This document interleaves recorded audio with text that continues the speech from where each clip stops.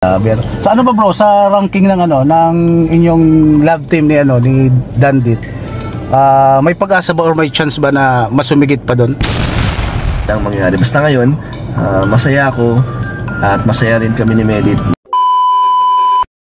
And hello guys, once again, welcome back sa ating channel, panibagong araw at syempre panibagong reaction video na naman ang ating pag-uusapan. So welcome back to Chloe TV. Ayan guys, isang mapagpalang araw po sa inyo lahat sa sulok ng kayo ng mundo ngayon. So unang-una guys, no, palagi ko talagang ginagawa to kasi para sa akin napakalaking utang na loob ko po ito para sa inyo. So unang-una gusto ko lang magpasalamat sa lahat ng ating viewers, subscribers, walang sawa yung suporta dito sa ating YouTube channel. Maraming salamat po sa inyo lahat. And of course guys, huwag din natin kalimutan at palagi natin suportahan, no? Si Kuya Bal Santos Matubang, si Ate Edna Vlogs, si Kalinga Prab, and of course Jack Matubang. Suportahan din po natin ang ating K-Boys, lahat ng Kalinga partners, and of course, lahat ng ating mga charity vloggers sa Pilipinas kasi napaganda po ng kanilang advokasya.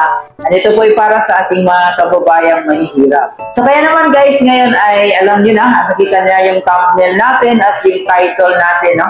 At ito ay patungkol na naman sa ating isa sa paboritong T-Boys, no? Si Kalingap Dan. Ayan, napakabait, napakamarespetong tao. So para sa akin talagang nandun na sa kanya lahat.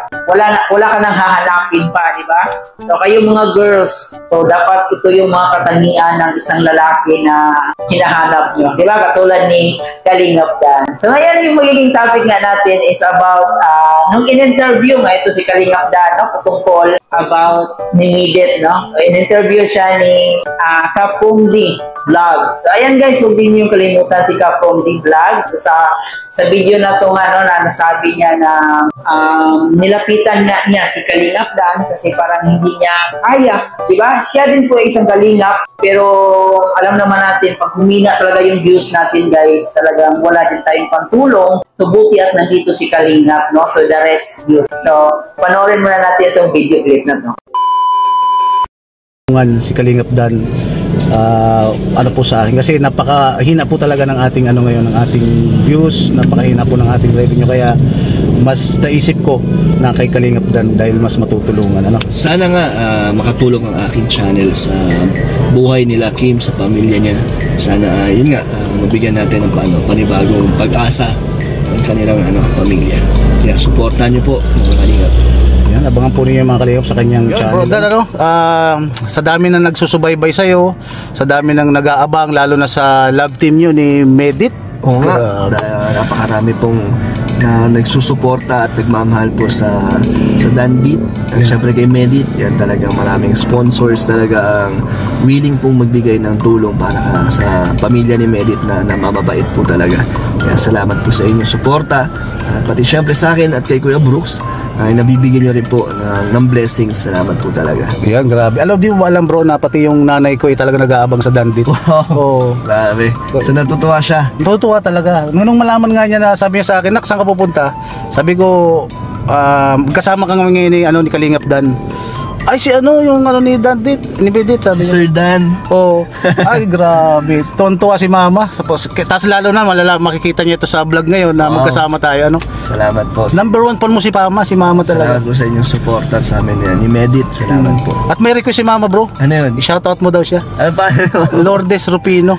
Ma'am Lourdes Rufino, maraming salamat po sa inyong suporta at pagmamahal sa Kalingap at sa amin din ni Medit. Salamat po. Shoutout po sa inyo. Ay, grabe. Sa ano ba bro, sa ranking ng ng inyong love team ni ni Dandit, may pag-asa ba or may chance ba na mas sumigit pa doon? Sa ngayon ayaw natin pangunahan yung mga bagay. Hindi natin alam kung ano mangyayari sa panahon, di ba? Tama. So bahala na sa tamang panahon, or bahala na ang tadhana kung ano man ang mangyayari. Basta ngayon, masaya ako at masaya rin kami ni Medit na sa aming pagiging love team. Kung ano man yung mga dumadating na blessings, pinagpapasalamat talaga. Yes. Kasi speaking of tadhana, nangyari na sa Rochelle dati, diba? Ayun, talagang yun ang kauna-unahan na naging official. Yes. Real life couple, si Roel at si Rachel. Kaya, grabe grabe yung nangyari na yan. From love team to, ano ba yung tawag doon? Real couple? Real life. Real life na Lupit. Talagang si Insan Roel, pinanindigan niya kung ano ang mga pangako niya kay Rachel. Yeah, so grabe din talaga yung spark ng dalawa na yun, bago pa lang nagsimula. Tsaka hanggang ngayon, kung ano meron silang community, hanggang ngayon, nandyan pa rin at mas dumami pa. Mas dumami ganyan pa. Sila kainit hanggang ngayon. Napaka-solid talaga, Solid talaga ang community nila ng Rochelle.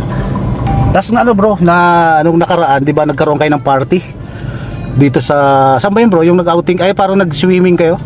Ng mga Angels. Oo nga, yung nakaraan yun.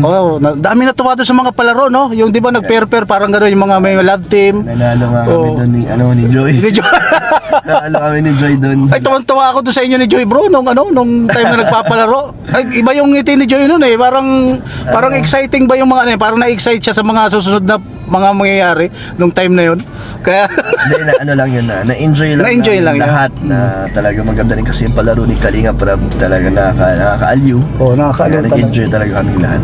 Kaya may mga nagsabi yung Danjoy nga yun. Napakadami nga nagko-comment at gumagawa din ng video. Ng video. At nakakatuwa lang na supportive talaga sila. Pero syempre, naman yun. Wala pong yun. Ibig sabihin talaga naging partner lang kami sa laro. Wag niyo i-bash po si Joy. Dahil at si Medit, wag niyo rin pong ipagkumpara dahil wala naman po talagang dapat ipagkumpara or maibash po. Siyempre, katuwaan lang po yun. Kaya huwag niyo pong masyadong maisipin po yung mga bagay na hindi magaganda. Kaya lang po din ang may stress. Kaya enjoy lang po, good vibes lang po. Kaya nga, yung time na yun parang just for fun lang talaga. That's part of the game. At yun nga po guys na narinig natin at napakinggan natin mismo kay Kalingap Dan yung mensahe niya para sa ating Bibi Medet. So yung respeto talaga guys, talagang palaging nangingibabaw pag siya ay nagsasalita, no? Nakaka-admire lang itong ganitong klaseng katangian ni Kalingap Dan. Ito sana yung mga katangian na dapat hinahanap ng ating mga ibang girls dyan, di ba? So katulad kay Kalingap Dan. So talagang napakabait, napakamarespeto. So palagi talaga niyang iniisip kung ano yung ikakabuti ng kanilang love team. Yun, nasabi niya yung mensahe niya para sa pamilya ni Medet. So nakaka-proud lang na itong si Kalingap Dan, talagang iniisip talaga niya palagi yung ibang tao. Napapansin ko rin dito guys, no, kay Kalingap Dan. Kasi natanong siya, di ba? Natanong siya about doon sa nangyari, last outing. Yun nga po yung issue about Danjoy. Nakikita ko kasi sa mata niya na talagang iniiwas talaga niya, no, yung issue. Kumbaga, dinadivert niya sa ibang topic. So makikita mo talaga na ayaw niyang pag-usapan niya. Kasi nga, di ba guys, nasabi rin niya dito na kung pwede, wag nang ikumpara nga itong si Medet at saka si Joy. So talagang iniisip niya yung kapakanan ng dalawa na hindi mababash. And nakakatuwa lang, at the same time talagang napahanga ako kay Kalingap Dan na talagang ayaw niyang pag-usapan nga yung Danjoy. Bilang respeto rin sa mga supporters ng Dade, wag na nating banggitin pa ulit yung Danjoy. So, ganun yung katangian ni Papa Dan, guys, ni Kalingap Dan. So, talagang may malasakit ito sa ating mga K-Angels. So, hindi lang yung sarili niya yung iniisip niya, kundi yung kapakanan din na ibang tao. And dito, sinasabi rin niya na yung nangyari nga about sa outing is isa lang po yung katuwa at bilang pagrespeto kay Kalinga Prab, so ginawa din nila ni Joy at saka ni Dan yung side nila, yung part nila, di ba? Kasi nga yun ay palaro lamang. So wala pong dapat ikabahala.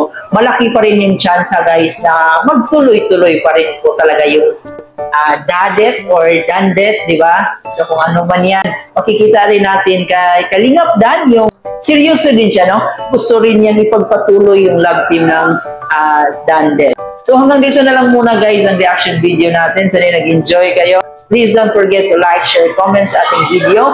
And of course guys, kung di natin kalimutan palagi na palaging suportahan natin ang Kalingap sa pumumunan ni Kuya Val Santos Matubang. So, suportahan natin sila palagi guys. Lahat ng Keyboys. So, ayan, lahat ng Kalingap partners kasi kung wala silang supporters, wala silang mga views, wala rin silang pagtulong sa kanilang mga beneficiary. So, hanggang dito na lang muna guys yung reaction video natin. Sana nag-enjoy kayo. Maraming salamat po.